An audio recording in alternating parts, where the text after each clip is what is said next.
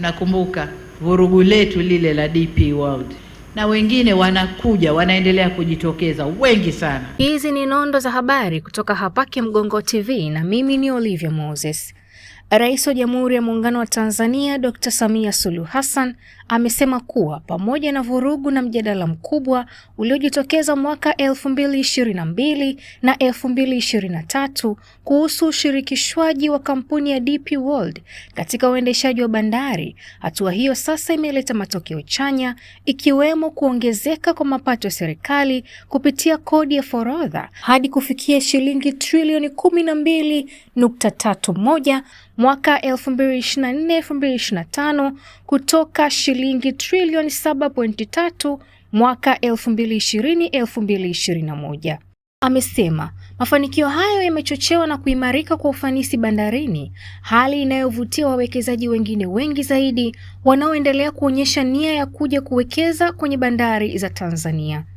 Rais Samia ameeleza kuwa ushirikishwaji wa sekta binafsi katika uendeshaji wa bandari ulikuwa ni uamuzi wa kimkakati uliohitaji ujasiri na dhamira thabiti, lakini umeongeza kasi ya mageuzi, ushindani na ubora wa huduma katika bandari za Tanzania.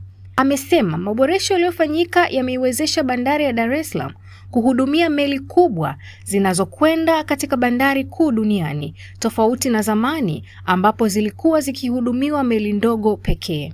Ameongeza kuwa ujenzi wa bandari ya Bagamoyo utakapokamilika, Tanzania itaweza kupokea aina zote za meli bila kizuizi, hatua itakayoongeza zaidi ushindani wa nchi katika sekta ya usafirishaji na biashara ya kimataifa. Rais Samia ametoa kauli hiyo leo Machi 3, 2026 baada ya kuweka jiwe la msingi la ujenzi wa matanki 15 ya kupokea mafuta katika bandari ya Dar es Salaam yenye uwezo wa kuhifadhi jumla ya lita 376,000 za mafuta katika eneo la Kigamboni jijini Dar es Salaam. Nakumbuka ndani mwaka 2022-2023 vurugu letu lile la DP World mpaka limetulia, mpaka DP World imeingia na kufanya kazi. Lakini sio peke yao, kuna Adani na yeye yuko pale kwenye bandari, na wengine wanakuja wanaendelea kujitokeza wengi sana ili waingie kwenye bandari zetu zote ambazo ziko Tanzania. Lakini mpaka sasa tulichofanya, tumeweza kuongeza mapato ya serikali kupitia kodi ya forodha kufikia, amesema vizuri Mrisho Mpoto, trilioni 12.31 mwaka 2024-2025 kilinganishwa na shilingi trilioni 7.3 za mwaka 2020-2021. Katika mafanikio haya ni muhimu pia kutambua mchango wa sekta binafsi kama nilivyosema, ambao umeongeza ufanisi na kasi ya mageuzi katika bandari zetu, kutokana na ukweli kuwa ushirikishwaji wao umeleta tija na kuongeza kasi ya mageuzi tuliyoyakusudia. Ushirikishwaji wa sekta binafsi katika uendeshaji wa bandari zetu ulikuwa ni uamuzi wa kimkakati uliohitaji ujasiri na dhamira thabiti.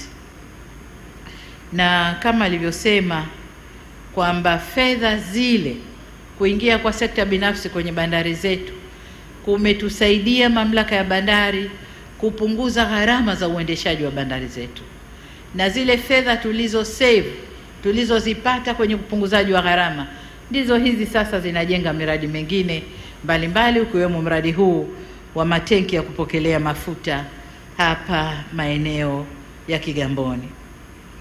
Leo hii matokeo ya ushirikishwaji wa sekta binafsi yako wazi. Bandari yetu inahudumia shehena kubwa zaidi, ufanisi umeongezeka na biashara zimefunguka sana kilinganisha na tulivyokuwa. Kubwa zaidi, kumeongezeka kasi za utekelezaji wa mpango mkakati wa uendelezaji wa bandari zetu, ambao mpango unakwenda mpaka mwaka 2040, lakini utekelezaji wake ulikuwa unakwenda polepole.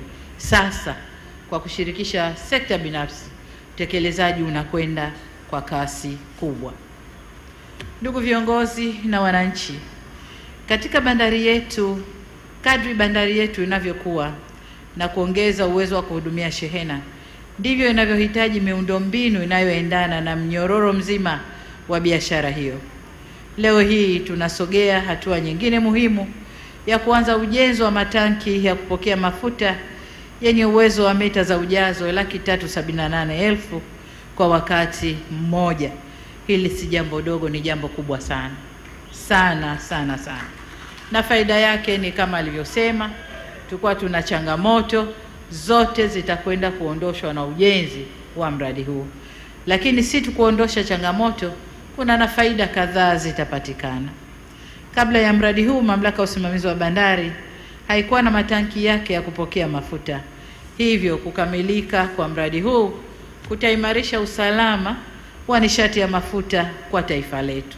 Maboresho yote yaliyofanyika katika sekta hii ya uchukuzi kwa bandari zetu, reli, barabara, maboresho haya yameongeza uwezo wa bandari zetu kuhudumia, hasa hii ya Dar es Salaam, kuhudumia meli kubwa zikiwemo zile za Post Panamax, na hivyo kuongeza ushindani na bandari nyingine duniani.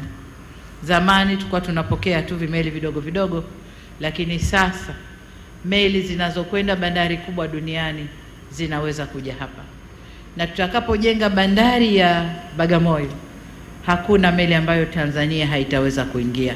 Kwa wingi wa habari hizi na nyingine nyingi, tembelea hapa Kemgongo TV. Mpaka wakati mwingine, asante. Sikiliza, unataka kujenga nyumba imara kwa bei nafuu? Karibu Kemgongo Hardware. Tunapatikana Dodoma, karibu na ofisi ya kata ya Mchuka, mkabala na barabara ya lami ya kuelekea Mvumi. Sisi Kemgongo Hardware tunauza vifaa vyote vya ujenzi, kuanzia saruji, nondo, mabati, rangi hadi matofali. Matofali yetu sasa yanapatikana kwa saizi zote kama vile inchi 5, inchi 6, yakiwa katika hali ya uimara na yenye ubora kwa bei nafuu zaidi ya soko. Iko hivi, Kemgongo Hardware ndio sehemu sahihi kwa ujenzi wako wa ndoto. Wasiliana nasi kupitia simu namba 0750694276 ama 0653611722. Kemgongo Hardware, karibu ujenge nasi kwa gharama nafuu.